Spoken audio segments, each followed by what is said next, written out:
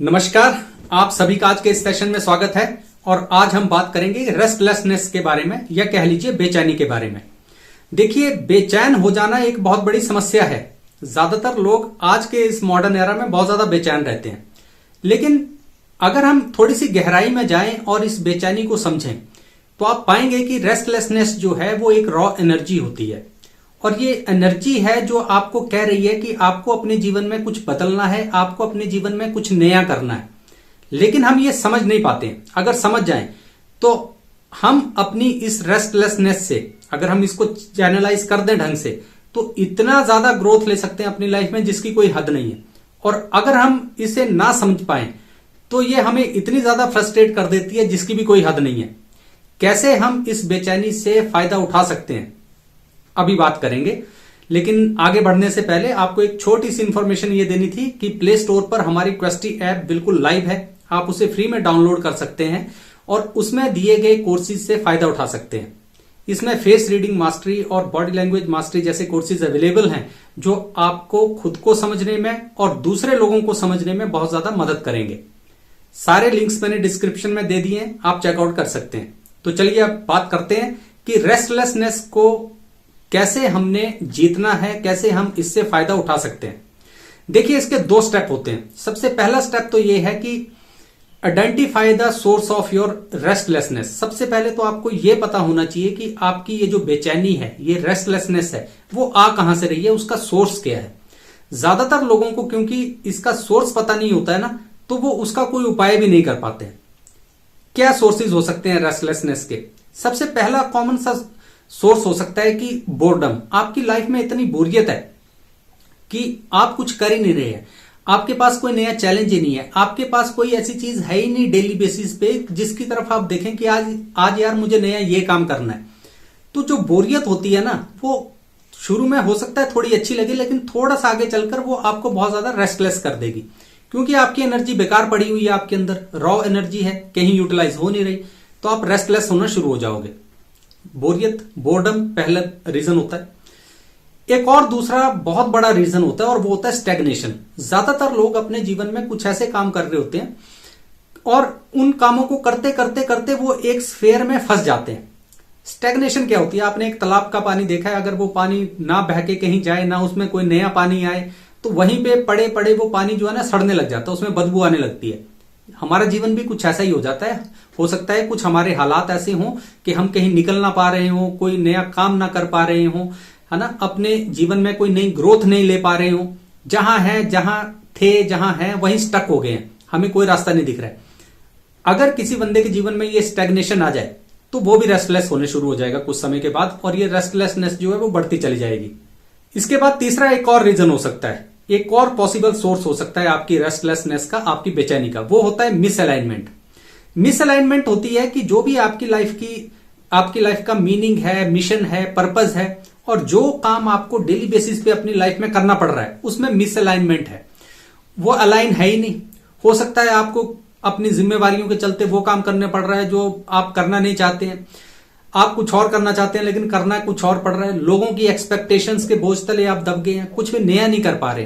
तो ये जो मिसअलाइनमेंट होती है ना, ये आपको कुछ समय के बाद फ्रस्ट्रेट करने लगेगी, रेस्टलेस होना शुरू हो जाएंगे आप छटपटाएंगे कि मैं कहीं चला जाऊं, लेकिन आप जा नहीं पाएंगे। इसके बाद last but not least reason जो हो सकता है, सोर्स हो सकता है आपकी बेचैनी का, वो होता है अनस्पेंट एनर्जी। मतलब आप अपनी जो कि आपके अंदर एनर्जी है उसको आप फुल यूटिलाइज नहीं कर रहे हैं। जो आपका पोटेंशियल है वो अनटैप्ड है, अनरियलाइज्ड पोटेंशियल है आपके अंदर बहुत ज्यादा। और इस बात का आपको पता है कि यार मैं और अपने जीवन में बहुत कुछ कर सकता हूं, मेरे में इतना कैपेबिलिटी है, इतना पोटेंशियल है, लेकिन आपके हालात ऐसे हैं कि आप कर नहीं पाएंगे। तो इस केस में भी जो आपकी रेस्टलेसनेस है, जो आपकी बेचैनी है ना, वो बढ़ती चली जाएगी। तो ये तो होते हैं पॉसिबल सोर्स जो कि आपको सबसे पहले ढूंढने हैं। अगर आपने अपनी बेचैनी का इलाज करना है तो आपको ये सोर्स पता होना चाहिए कि आपकी बेचैनी आ कहां से रही है। अगर एक बार आपने ये सोर्स आइडेंटिफाई कर लिया, उसके बाद आपका काम जो है वो आसान हो जाएगा। क्या करना है अब आपको करना है कि आपने अपनी इस रॉ एनर्जी को चैनलाइज करना है। जैसे पहले कहा कि रेस्टलेसनेस जो है वो रॉ एनर्जी होती है, वो आपको ये बता रही है कुछ बदलना है। ये पता लग गया कि क्यों बेचैनी है, तो अब आपने चैनलाइज करना है इस एनर्जी को। चैनलाइज कैसे कर सकते हैं? सबसे पहला चीज जो है चैनलाइज करने का, वो होता है क्रिएटिव एक्सप्रेशन। कि अगर आप बेचैन हैं, आप रेस्टलेस हैं और आप अगर खुद को क्रिएटिवली एक्सप्रेस करने लग जाएं किन्हीं कामों में, तो आप इससे रेस्टलेसनेस से बाहर निकल सकते हैं। क्या हो सकता है कोई भी क्रिएटिव एक्सप्रेशन? जैसे किसी को हो सकता है कि किताब लिखना पसंद है तो वो राइटिंग कर सकता है, किसी को पेंटिंग पसंद है वो कर ले, डांस म्यूजिक पसंद है तो कुछ एक्स्ट्रा करने लग जाए जिससे वो कुछ क्रिएटिवली अपनी लाइफ में करने लग जाए। आप, ये बहुत बड़ी चीज होती है। आप अक्सर देखेंगे कि जो भी आपने हिस्ट्री में कोई ऐसे लोग हैं जिन्होंने बहुत बड़ी बड़ी कोई रचनाएं रची अपनी, आप देखेंगे जब वो जेल में कैद थे तब रची उन्होंने, जहां पे वो कुछ नहीं कर सकते थे, लेकिन उन्होंने अपनी रेस्टलेस जो एनर्जी थी, जो ये रॉ एनर्जी थी, उसको एक क्रिएटिव एक्सप्रेशन में बदल दिया और इतनी महान रचनाएं उन्होंने कर दी। कोई शिल्पकार था, कोई था, है ना। तो ये सारे काम जो है वो आप कर सकते हैं क्रिएटिव एक्सप्रेशन के द्वारा। इसके बाद दूसरी चीज होती है स्किल बिल्डिंग। कि आप कभी भी कोई, जब आपको लगे कि मैं बेचैन हूं, मेरे अंदर बहुत रॉ एनर्जी है ना, तो आप अपने जो स्किल्स है ना उन्हें बिल्ड करना शुरू कीजिए। कुछ नया स्किल लर्न करने की कोशिश कीजिए। आपने अक्सर देखा होगा बहुत सारे लोग ऐसे होते हैं जो समय समय पर कुछ नया काम करते रहते हैं। हॉबी कुछ होती है, कुछ थोड़े समय के लिए अगर उनको रेस्टलेसनेस हो तो कुछ म्यूजिक क्लासेस लेना शुरू कर देंगे 1-2 महीने के लिए। नहीं होगा तो पॉटरी सीखने लग जाएंगे, ठीक है। कुछ नया स्किल और ऐसा सीखने लग जाएंगे कि उनका ध्यान जो है अपनी रेस्टलेसनेस से हटके कुछ नई चीज में चला जाए। तो अगर आप स्किल लर्निंग करते हैं तो एक तो आप अपने आप को खुद को इंप्रूव करते हैं, आप सेल्फ ग्रोथ के रास्ते पे जाते हैं, है ना। कुछ नई कम्युनिटीज ज्वाइन कर सकते हैं, नई सोसाइटीज ज्वाइन कर सकते हैं जहां पे आपको लाइक माइंडेड पीपल मिले। बोलने का मतलब नए स्किल्स अगर आप सीखेंगे तो आपकी ये बेचैनी जो है ना वो दूर हो जाएगी। इसके बाद तीसरी और सबसे इंपॉर्टेंट चीज आपने ध्यान रखनी है रेस्टलेसनेस से बाहर निकलने के लिए, और वो होता है फिजिकल मूवमेंट। जब तक कोई भी इंसान फिजिकल मूवमेंट नहीं करेगा ना तब तक वो परेशान रहेगा। आप एक्सरसाइज कीजिए डेली बेसिस पे, योगा कीजिए, हाइकिंग कीजिए, है ना, ट्रैवलिंग कीजिए, कहीं भी घूमिए फिरिए, कोई भी ऐसा काम, खेती बाड़ी कीजिए, गार्डनिंग कीजिए, कुछ भी कीजिए जहां पे आपकी फिजिकल एनर्जी यूज हो। जब आप इस तरह से फिजिकल एनर्जी करेंगे ना, अपना दमखम लगाएंगे, तो वहां पे भी आपकी जितनी ये रॉ एनर्जी होगी जो अनटैप्ड है, अनयूज्ड है ना, वो सारी ना रिलीज होना शुरू हो जाती है। जब रिलीज होना शुरू होगी तो आपको जो है वो बड़ी अच्छी इंसाइट्स मिलना शुरू हो जाएंगी, आपका दिल हल्का हो जाएगा, आपको कुछ नई नई चीजें सोचने को मिलेंगी, आपका दिमाग फ्रेश हो जाएगा। तो फिजिकल मूवमेंट बहुत ज्यादा जरूरी होती है। तो ये 3 चीजें हैं, अगर इनमें से अपनी जरूरत और अपने हालातों के अनुसार कोई एक आध काम आप कर लें, चाहे क्रिएटिव एक्सप्रेशन कर लें, चाहे आप उसके बाद कोई नया स्किल लर्न करने लग जाएं, या फिर फिजिकल मूवमेंट तो करनी ही करनी है, ये सब कुछ करने लग जाएं आप ना, तो आपका जो रेस्टलेसनेस है वो खत्म हो जाएगी धीरे धीरे धीरे। तो आपने इन चीजों को ध्यान रखना है।